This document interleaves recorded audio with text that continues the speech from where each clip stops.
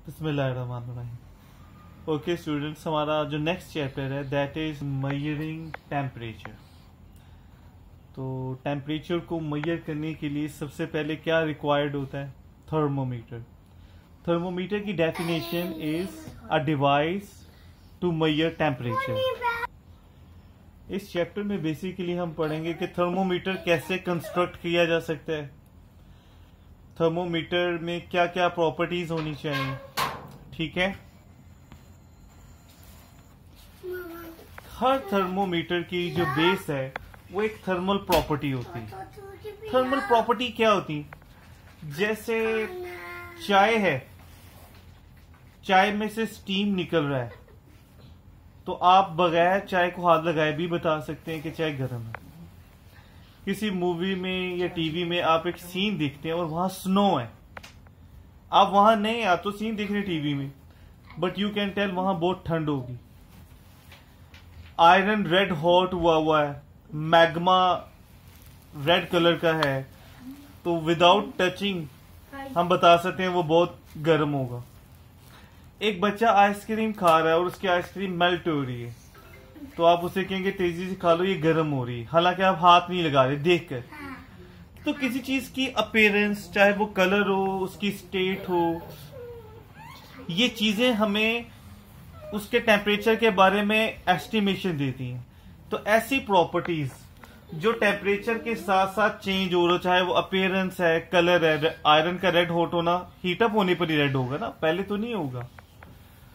तो ऐसी प्रॉपर्टी जो कि टेम्परेचर में हेल्प कर, टेम्परेचर के साथ चेंज होती हैं, उन्हें कहते हैं थर्मल प्रॉपर्टीज। और ये properties help estimating the temperature. लेकिन यहां एक इशू है कि सब थर्मल प्रॉपर्टीज हेल्पफुल नहीं होती। जैसे किसी मूवी में आप स्नो देख रहे हो, तो स्नो -10 पर भी है और -60 पर भी स्नो होगी, लेकिन -60 इज टू कोल्ड ना। तो वहां स्नो का गिरा होना, नजर आना आपको ये नहीं बता रहा कि ये -10 है, -30 है, -60 है। अच्छा, आयरन रेड होता है ना, वो अपने मेल्टिंग पॉइंट, लेट से आयरन का मेल्टिंग पॉइंट 1000 है, तो उसने 900 के करीब जाकर रेड होना है।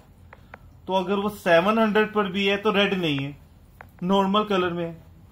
तो यहां अपीयरेंस हमें धोखा दे जाती है।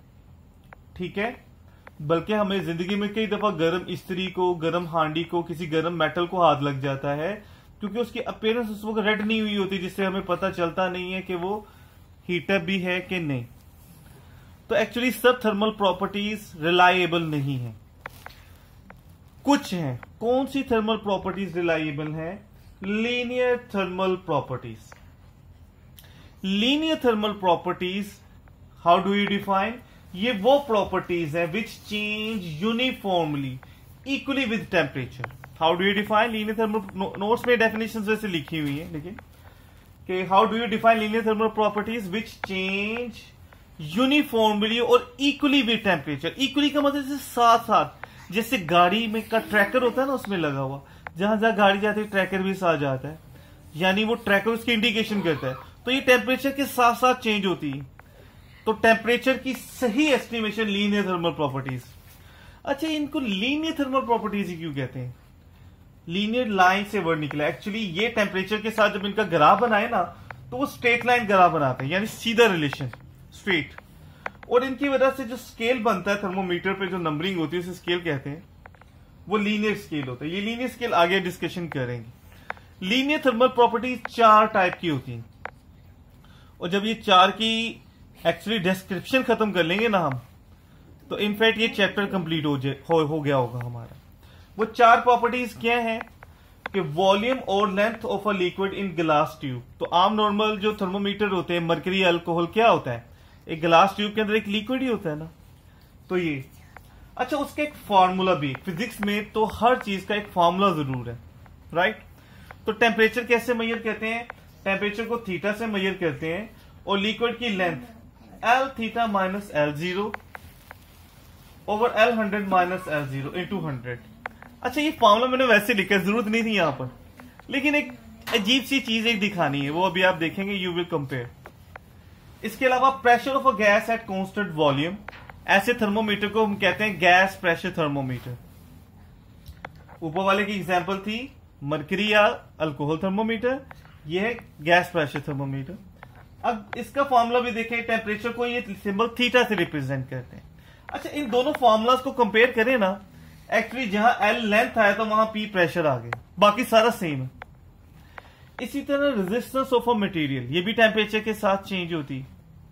फॉर्मूला देखें, ये रेजिस्टेंस वैसे क्या होती है, ये हम इलेक्ट्रिसिटी चैप्टर जब पढ़ेंगे ना इंशाल्लाह, उसमें तो आधा चैप्टर सिर्फ रेजिस्टेंस पढ़ेंगे। अभी के लिए हमें सिर्फ रेजिस्टेंस को यही देखना है कि आर से रिप्रेजेंट करते हैं, इसकी यूनिट ओहम होती। तो आप देखिए उसके लिए भी फॉर्मूला है। अगर गौर से कंपेयर करें ना, तो जहां एल या पी था वहां आर आ गया बस। और फोर्थ प्रॉपर्टी वो है ईएमएफ, इलेक्ट्रोमोटिव फोर्स, जिसे हम सिंपल वर्ड्स में कहते हैं वोल्टेज, उसका भी फॉर्मूला है। तो बस जहां एल पी आर था वहां वी आ गया, बाकी सारा सेम है। एक्चुअली फॉर्मूला भी आपने यूज नहीं करने, तो फिर मैं ये पहले मेंशन क्यों कर रहा हूं, पहले डिस्कस करना कि हर प्रॉपर्टी का एक फॉर्मूला है, और एक्चुअली ये चार एक ही फॉर्मूलाज है, कोई डिफरेंट फॉर्मूलाज नहीं, चार फॉर्मूलाज नहीं, एक ही फॉर्मूला है, बस क्वांटिटीज का नाम चेंज हुआ है। और एक खास बात याद रखनी है, ये सब formulas tell the temperature in Celsius scale, Celsius centigrade scale, right. Okay, अभी हम बात कर रहे थे कि टेम्परेचर सेल्सियस में होता है, तो क्या और स्केल भी है? टेम्परेचर की 3 स्केल्स हैं। जैसे हम पाकिस्तान में नॉर्मली जो वेदर बताते हैं इतना 40 है, वो सेल्सियस में, हमारे एसी में जो लिखा होता है वो भी सेल्सियस में, लेकिन डॉक्टर के पास जाते हैं तो वो फ़ारेनहाइट में बता रहा है, ठीक है। सेल्सियस की सिंबल कैपिटल सी के ऊपर ये छोटा सा सर्कल होता है, डिग्री कहते हैं इसे, फ़ारेनहाइट के लिए डिग्री, लेकिन साइंस में यूज करते हैं वो केल्विन के। तो एक्चुअली ओ लेवल में फिजिक्स में फ़ारेनहाइट नहीं है, सिर्फ सेल्सियस और केल्विन स्केल। केल्विन के ऊपर डिग्री का निशान नहीं है, ये कोई टेक्निकल नहीं, बस नहीं लगाते। जिस कंट्री में ये होता है वो नई डिग्री का निशान यूज करते, या जिस साइंटिस्ट ने इसे बताया उसने डिग्री का निशान यूज नहीं करते। अच्छा, अब कैसे इनमें कन्वर्ट करना भी आना है और यूज होना है कि अगर टेम्परेचर सेल्सियस में गिवन होना, उसमें 273 ऐड कर दें, then the temperature will come in Kelvin. Like हमारा नॉर्मल बॉडी टेम्परेचर सेल्सियस में 37 डिग्री है, तो वो केल्विन में कितना है, उसमें 273 ऐड कर दें, तो हमारा सेल्सियस में 37 डिग्री सेल्सियस है और केल्विन में वही टेम्परेचर 310 केल्विन है। और वाटर का बॉइलिंग पॉइंट केल्विन में 373, तो सेल्सियस में कन्वर्ट करना होता है ना, तो केल्विन में से 273 माइनस कर दो, it will come in Celsius. तो इसमें से 273 केल्विन टेम्परेचर में से माइनस करेंगे तो आंसर जो आएगा वो सेल्सियस में, यानी जो वाटर का बॉइलिंग पॉइंट सेल्सियस में वी ऑलरेडी नो कि वो 100 डिग्री सेल्सियस है, लेकिन केल्विन में 373, राइट। बेटा एक थर्मोमीटर का जो लिक्विड इन ग्लास थर्मोमीटर का स्ट्रक्चर है, कुछ चीजें हमें जो आगे हम चैप्टर में ज्यादा डिटेल में पढ़ेंगे।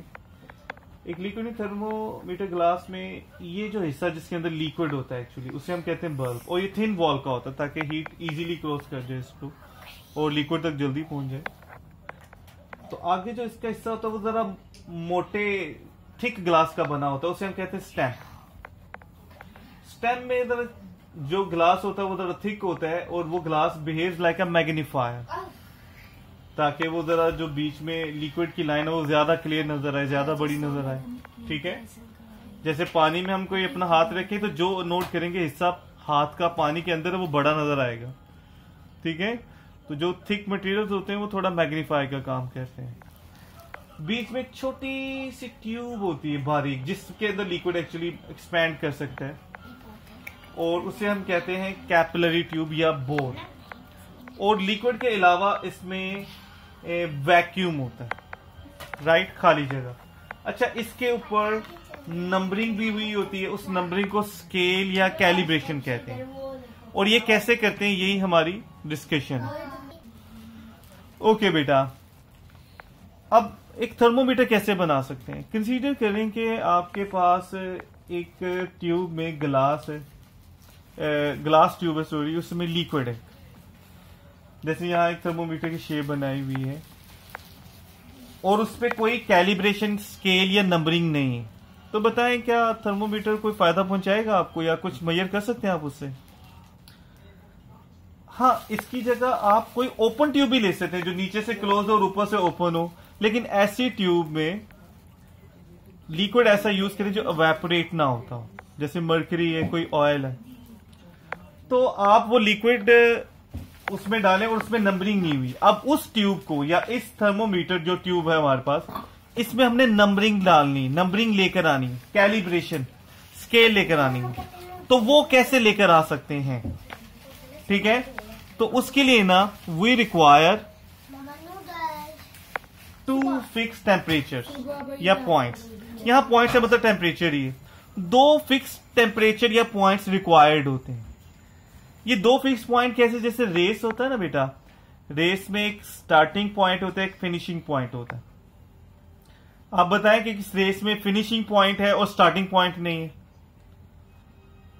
तो वो समझ नहीं आएगी किसी को। या स्टार्टिंग पॉइंट है और फिनिशिंग पॉइंट नहीं है, तो वो तो चलती ही जाएगी। तो होता है ना, एक स्टार्टिंग और एंडिंग पॉइंट रिक्वायर्ड है, तो इसलिए 2 टेम्परेचर रिक्वायर्ड। अच्छा, वो 2 टेम्परेचर कोई भी हो सकते हैं, ये आगे हम डिस्कस भी करेंगे, लेकिन उनमें सबसे इजी जो हमारे लिए कन्वीनियंट होते हैं वो होते हैं वाटर का फ्रीजिंग पॉइंट 0 और बॉइलिंग पॉइंट 100 डिग्री सेल्सियस। अच्छा, इनकी हेल्प से हम इस थर्मोमीटर को कैसे जो है ना वो स्केल ला सकते हैं। वो ये है कि 0 डिग्री के लिए हम क्या करेंगे, इस थर्मोमीटर को 0 डिग्री सेल्सियस के लिए इस थर्मोमीटर को हम मेल्टिंग आइस में, हर आइस नहीं, जो फ्रीजर से आइस निकलती है ना बेटा, उसका टेम्परेचर फ्रीजर का -20 के राउंड अबाउट होता है। उस वक्त जो फ्रीजर से आइस निकालेंगे उसका टेम्परेचर भी वही होगा। जब आइस मेल्ट हो रही हो, ये फनल के नीचे रखे डॉ बता रहे हैं मेल्ट हो रही है, उस वक्त उसका टेम्परेचर एग्जैक्टली 0 होता है। तो हम 0 यानी मेल्टिंग आइस में रखेंगे, तो जहां लिक्विड आकर रुकेगा ना, जहां भी, उसे मार्क कर लेंगे 0। और 100 डिग्री किसका टेम्परेचर होता है? बॉइलिंग वाटर का। लेकिन वाटर में ऊपर वाला वाटर हॉट होता है, नीचे वाला कोल्ड। कन्वेक्शन में हमने यही पढ़ा है, यानी टेम्परेचर पूरे वाटर का सेम तो होता ही नहीं है।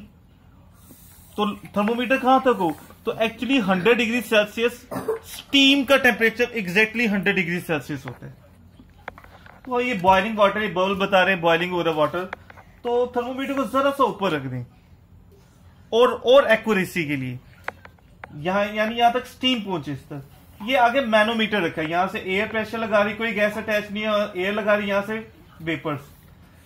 तो जब स्टीम यानी वेपर्स का प्रेशर एयर प्रेशर के इक्वल होना, उस वक्त एग्जैक्टली बॉइलिंग पॉइंट होता है टेम्परेचर। ये डेफिनेशन है वैसे प्रॉपर डायग्राम को दिन। तो उस वक्त टेम्परेचर एग्जैक्टली 100 डिग्री सेल्सियस होगा। तो वो जो 100 डिग्री सेल्सियस है ना, वो हमने जब थर्मोमीटर को यहां थोड़ी देर रखेंगे, कुछ देर लगती है टेम्परेचर को पहुंचने में, तो उसको मार्क करेंगे 100 डिग्री जहां लिक्विड पहुंचेगा। तो अब हमने मार्क कर लिए एक 0 और एक 100, ये 2 रिक्वायर्ड थे। जब ये मार्क कर लिए ना, तो आपने 0 से 100 तक जो गैप है उसके 100 इक्वल पार्ट्स करने। तो 0 और 100 में 100 का ही डिफरेंस होता है ना, तो 100 इक्वल पार्ट्स करने का मतलब each part will be 1 degree Celsius. तो हर पार्ट 1 डिग्री। इस तरह 0 के बाद 1 2 3 10 20 हम सबके मार्क्स लगा सकते हैं। इस तरह 0 से 100 तक सारी रीडिंग्स आ जाएंगी। इस मेथड में एक खूबी पता क्या है, वही जो इक्वल पार्ट्स हमने 0 से 10 के दरमियान किए, अगर वही इक्वल पार्ट्स हम 0 से नीचे लगाएं तो हम नेगेटिव वाले टेम्परेचर भी मेजर कर सकते हैं, और वही इक्वल पार्ट्स 100 से ऊपर लगाएं तो 100 प्लस वाले टेम्परेचर भी मेजर कर सकते हैं। लेकिन यानी हमने यूज सिर्फ 0 और 100 को किया, लेकिन हम उनके बीच में, उनसे नीचे और उनसे ऊपर वाली सब स्केल्स, सब नंबरिंग या कैलिब्रेशन कर सकते हैं। इस तरह अब ये thermometer will be a proper thermometer. अच्छा बेटा, अगर ना एक बच्चा कहता है कि सर 0 और 100 के मार्क्स तो लगा लिए, लेकिन इनके दरमियान 100 इक्वल पार्ट्स करना जो सा है ना, वो उसके लिए बहुत मुश्किल है। तो अब वो क्या करे?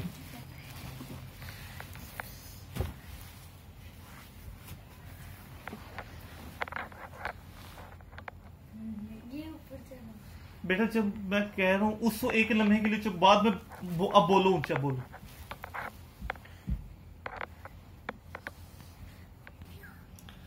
अच्छा, एक बच्चे के लिए 100 इक्वल पार्ट्स करना मुश्किल है,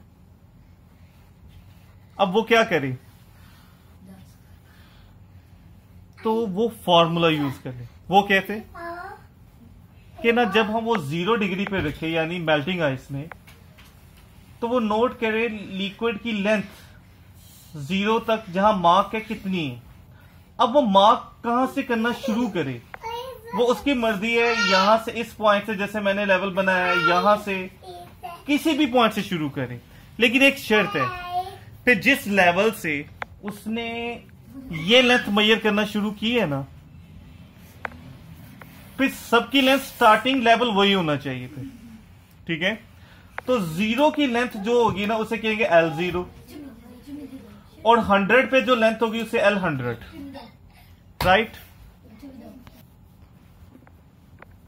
तो जो 0 पे जो लेंथ होगी उसे L0 कहेंगे, 100 पे जो लेंथ होगी उसे L100। क्वेश्चन में, एक क्वेश्चन में गिवन है, क्वेश्चन में कैसे गिवन है कि 0 पे लेंथ है, ये क्वेश्चन में गिवन होगा 5 सेंटीमीटर, 100 पर लेंथ L100 है उसे 25 सेंटीमीटर। फिर ना वो एक चाय का टेम्परेचर मेजर करना चाह रहा है, तो टेम्परेचर को हम रिप्रेजेंट करते हैं थीटा। तो लेट्स से हमने थर्मोमीटर को चाय में डाला, तो उसमें लिक्विड यहां पर आकर रुक गया, और वो टेम्परेचर थीटा मेजर करना है। तो 0 पे लेंथ को L0 कहते हैं, तो थीटा पे लेंथ को L थीटा कहेंगे, और वो L थीटा है 17.5 सेंटीमीटर, राइट। तो अब क्वेश्चन ये है कि टेम्परेचर क्या होगा, तो then we will use this formula, L theta minus L0 over L100 minus L0 into 100। तो बेटा ये वैल्यूज रख देंगे सब, ये फॉर्मूलाज में वैल्यूज पुट करेंगे, यार ये सारी वैल्यूज मौजूद है, बस आपने वैल्यूज पुट करनी है, आंसर आएगा। लेकिन ध्यान में रखना है, ये सारी वैल्यूज में जो थीटा का आंसर आएगा वो सेल्सियस में, ये सारे फॉर्मूला सेल्सियस के लिए।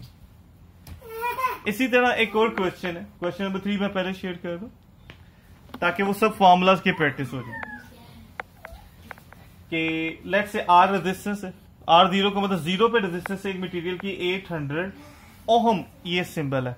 आप इलेक्ट्रिसिटी में आगे जाकर डिटेल में ये पढ़ेंगे ये चीजें, बस अभी के लिए याद रखना ये ओहम होता है कि 0 पे जो रेजिस्टेंस है उसे R0 कह रहे हैं, 100 पे रेजिस्टेंस 0 पे 800 ओहम है, 100 पर 880 ओहम है। तो इट इज आस्क्ड अगर एक खास टेम्परेचर थीटा है जिस पर रेजिस्टेंस को R थीटा 792 है, तो वो टेम्परेचर क्या होगा? तो यही फॉर्मूला यूज करेंगे, बस जहां L है वहां R लगा दें और सब वैल्यूज पुट कर दें, you get the answer. Another question, बस फॉर्मूला भी मैंने लिख दिया, आपने सिर्फ वैल्यूज पुट करनी है कि P प्रेशर है एक गैस का, 0 पे उसका प्रेशर है 102,000 पास्कल, 100 पे प्रेशर 106,000 पास्कल। तो इट इज आस्क्ड कि if temperature is -40 degree Celsius, यानी थीटा की वैल्यू दे दी है, तो उस टेम्परेचर पे जो प्रेशर है P थीटा वो क्या होगा? तो आप फॉर्मूला आपके सामने, सारी वैल्यूज पता, सिर्फ P थीटा की नहीं पता और वही फाइंड करनी, बाकियों की जगह वैल्यूज रखें और सोल्व। ठीक है बेटा।